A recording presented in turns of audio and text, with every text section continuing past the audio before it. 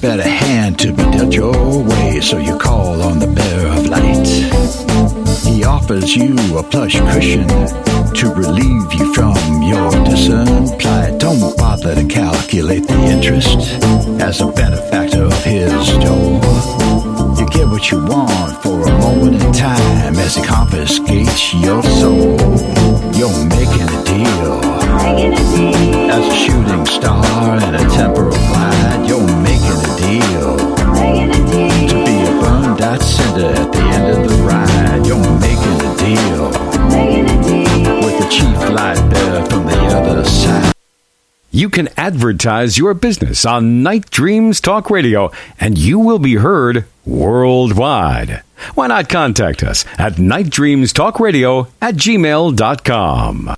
From our compound, from the West Coast to the East Coast to worldwide, both on the internet and terrestrial radio, you're listening to Gary Anderson on Night Dreams Talk Radio After Dark.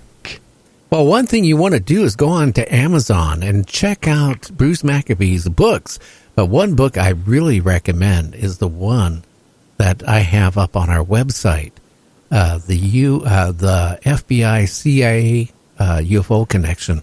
But he has so many books out on UFOs that I'll tell you what, you need to read them. If you're into ufology, if you believe that these things exist, well, you need to go on Amazon and order one. Now, James and Bruce, I'll let you finish the question that you asked.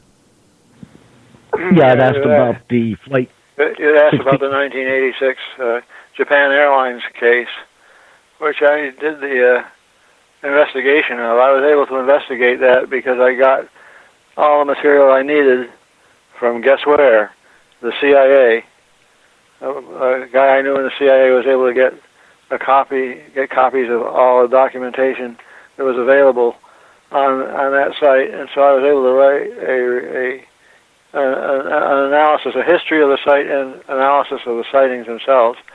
And I was doing that at the same time that the Air Force, the Federal Aeronautics Administration, FAA, was also analyzing the sightings. They held that event took place in November of 1986. In December of 1986, the FAA said they were going to investigate because there had been radar contacts. And then in March of 1987, they said they had concluded their investigation and had concluded that the radar targets were misidentifications of the radar, errors in the radar. They never said anything about the visual sightings. My analysis included the visual sightings and showed that the visual sightings could not be explained, although there was a famous skeptic, Philip Klass, who died 15 years ago, I guess. And he claimed that they had seen Mars and Jupiter and mistaken them for lights that were right in front of the airplane and moved along with the airplane as it was traveling. These two lighted objects appeared in front of the aircraft as it was doing 600 and some miles an hour. They just popped up right in front and maintained the distance of a few thousand feet ahead of the aircraft before they zipped off to the left side. And then the captain looked to the left and saw what he called the silhouette of a gigantic spaceship. Anyway, the bottom line is the government tried to explain it all, and the press, the government almost always wins the publicity aspect of these things. The press accepted what the government said and didn't do any investigation on its own. But I was able to show that the government explanation was not sufficient. Something really happened there.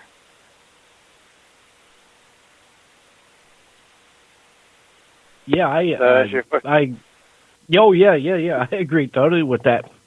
And the eyewitness drawing of that huge craft, there's no way that was Mars that just popped up in front of them. Right. I mean, that was just silly. Yeah, it was silly. A shortened version of my analysis is in the book UFO FBI Connection, the FBI CIA UFO Connection. You can get a longer version of it right on my website. If you go to brumac.mysite.com and scroll downwards through all the research analyses until you get to JAL 1628. And I'm sure you'll be interested in knowing all the details of that sighting and the aftermath. Yeah. Oh, yeah, definitely. Hey, did you ever recently, I believe it was Favor from the Nimitz, or it might have been another one of the officers, reported about they were doing a missile deployment in the water, and a black mass came up and took the torpedo. Did you hear or do any research on that? That sounds like something I heard about in the midst of all the mishmash of information that was going around 2 years ago, and some of it was settling out and some of it wasn't. I think I heard that, but I don't remember where I heard it from. It was just scuttlebutt going around. Okay.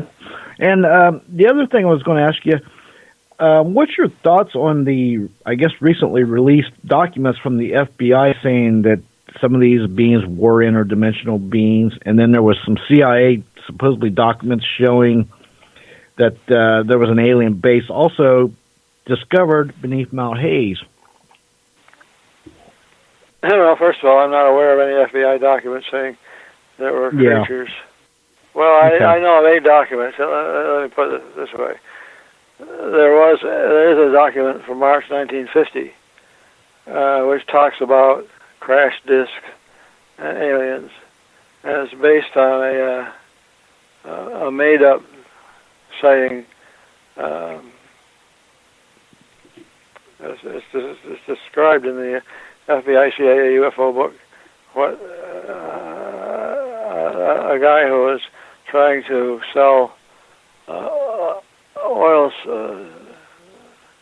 gadgets for detecting underwater oil for drilling, and he gave a lecture in which he claimed there was a crash saucer with some bodies, and that he got an instrument for detecting oil under the ground from this crash saucer, and he was trying. It turned out he gave a lecture, a public lecture, and then split and took off. Nobody had a chance to question him on what he said, and he apparently was just looking for publicity for his doodlebug, is the term, a doodlebug for locating oil, which you can imagine if it worked there'd be a great demand for those things. No, it sounds like his story got picked up by somebody that told it to the Air Force, an Air Force investigator whose name is not known, and he reported it to the FBI. But there's no backup for any of the stuff in the story. So it's in the FBI CIA UFO book. If you're interested, you can read what I had to say about it. Yeah, interesting. I will check that out. Hey, James. Well, thank you for asking the questions. Well, yeah, thank you, Bruce, very much, especially about the Japan Flight 1628. You turn to the section.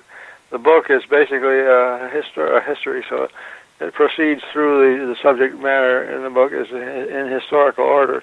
So you want to be looking in the area around March 1950. As the document itself is pictured in the book. Okay, thank you. Now, Bruce, your own gut feeling, and I want your gut feeling on this, okay? Are we being... Captain Morgan, where are you when I need you? Do you think we're being visited by aliens and UFOs or something? Yeah, I don't know. We're being visited in the sense that they weren't here. They come and look around and then they leave. I suspect more they've been here all along. There might be multiple groups or races or whatever you might want to call aliens. Well, I kind of suspect that if they're here now, they were here 100 years ago, and 1,000 years ago, and 10,000 years ago, and anybody can make a guess as to how long ago. The ancient alien guys, of course, are talking about visitations, if you wish, that are back in the thousands of years before present. Well, I think, I was talking with one guest. I think our religion started from aliens in a UFO. I think again, I'm not the only one that shares this, but I think the things like the pyramids, the Sphinx, all this stuff, I've heard every explanation how they could have been built by us humans. I don't think they could have been built with the technology at that time frame. In fact, the Sphinx is older than the pyramids. I just don't buy that. I think we have been visited. I think maybe because of gold is a precious commodity, not just because it's worth money. It's used in electronics. It's used in a lot of different things, and gold is very precious. I think what happened is at one time, our planet was beautiful. We had all these resources, and they came and they extorted those resources because they could use them. They needed them. And that's why the Mayas and the Incas and all these other ancient civilizations prized gold.